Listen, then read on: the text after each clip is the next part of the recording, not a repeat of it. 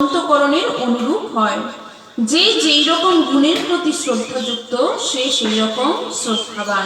তো কি বলছে, সকলের অন্তঃকরণের স্বভাব অনুযায়ী, অর্থাৎ সকলের ভাব, ভক্তি, বিনিময়, এই যে প্রকারটা রয়েছে এই অনুযায়ী সকলের শ্রদ্ধা কি তিন প্রকারের হয়ে থাকে।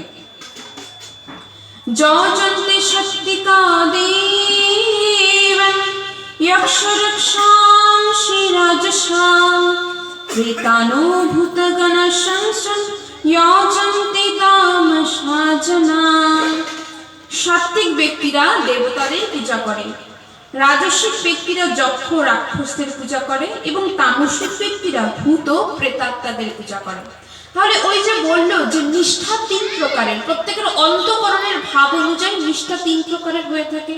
কে কোন গুণের প্রতি আসক্ত তার উপরেও তার নিষ্ঠা গিয়ে দাঁড়াচ্ছে।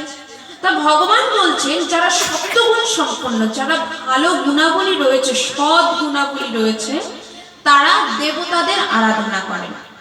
আর যাদের রজগুণ রয়েছে, অত্যধিক আমার টাকা চাই, পয়সা চাই, আসক্তি রয়েছে, কোনো কিছুর প্রতি, ধন সম্পত্তির প্রতি লোভ রয়েছে, তারা যক্ষ রাক্ষসদের পূজা করে।